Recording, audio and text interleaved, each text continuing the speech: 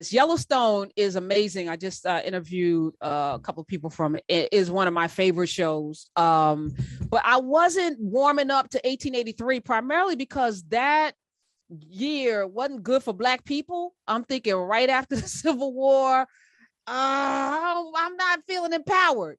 Talk to Yeah. me about your role and convince me to lean in, because I was like, I don't know, Southern people in the West and the Black people. Yeah. Yeah, I don't know. If you watch TV westerns coming up, you've seen the bonanzas and the gun smokes and all that. It wasn't a lot of color, and that's one thing that jumped out at me. And me and my mom used to watch all kind of westerns.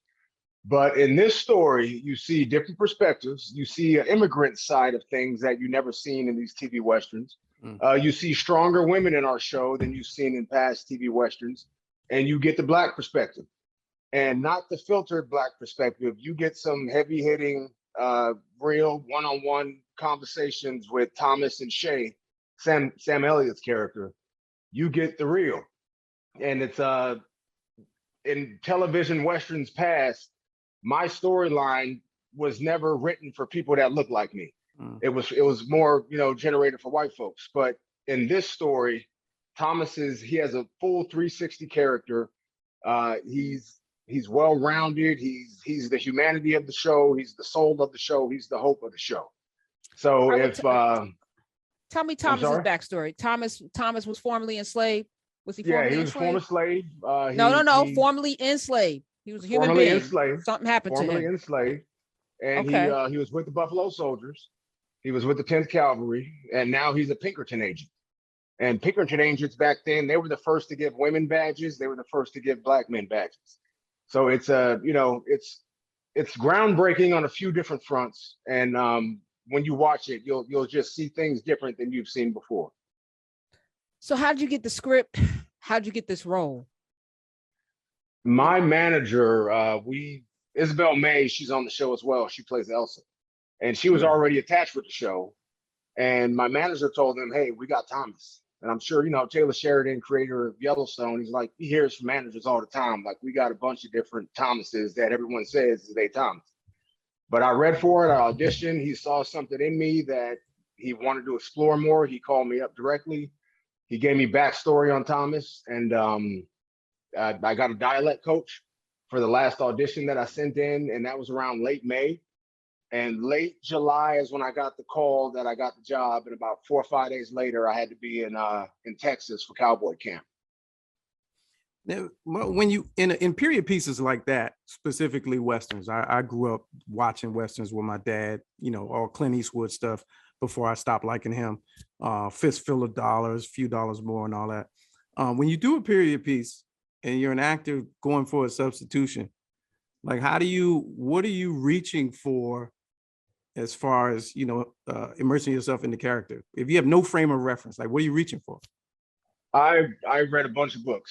I read a bunch of books about Black cowboys, and you see I knew there were Black cowboys in the day. You know about the Nat Loves and the Bill Pickett's. You got the Bill Pickett Rodeo every year, all over the place. You got Bass Reeves, legend, that should be way bigger than what he is. You know about them, but then you read about other Black cowboys that helped reshape the West as we know it today, like American heroes, cultural icons that you just didn't know about. And my character, Thomas, to me, he's an amalgamation of all these cowboys that you didn't hear of, and all these stories are being filtered through Thomas. And it's something special to see. People that are fans of the genre haven't seen anyone like Thomas. And you go on social media and you see some of the comments, and it's just the ignorance is wild because we just don't know that. And there's in the comments, they're saying, oh, I'm loving 1883. I'm buying everything. It's, it's so historically accurate, but I'm just not buying there's a Black cowboy running with all these other guys and a Black cowboy shooting white men. I'm not buying that a Black cowboy, it's there. Wait. You had me at you shooting white men? See, why don't you lead with that, LaMonica? Come on now. Come on. 1883. I need to know what's going on. Come on now. Yeah. Thomas's character, he's it's something like you've never seen before in a TV Western, and it's refreshing. And you didn't know you needed it until you see it. All right, I'm gonna have to dip a toe in because I was like, Yellowstone, Yellowstone, Yellowstone, and I was like, yo, 1800s though.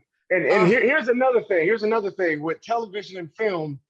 It goes from slavery, the 1800s, 1860s, living on plantations, the master, all that. It goes from the harshness of slavery, telling the Black story, the African American story, and it skips to civil rights.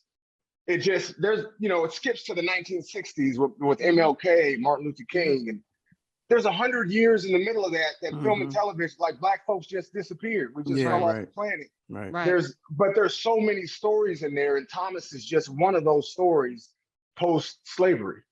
I mean, we got a peak with what was the Regina King? Come on. The Harder They Fall. Yeah. No, not just that. Fall. But the Watchmen. We got to peek into it with Watchmen. We got to peek into it with Lovecraft Country. We got to peek into that period. But you're right. There are a million stories that are never told. Robert Church Sr. and all of these stories of people, Hannah Elias, millionaires. They're about to do Jeremiah Wright, who they called the Prince of Darkness, one of the first Black people on Wall Street.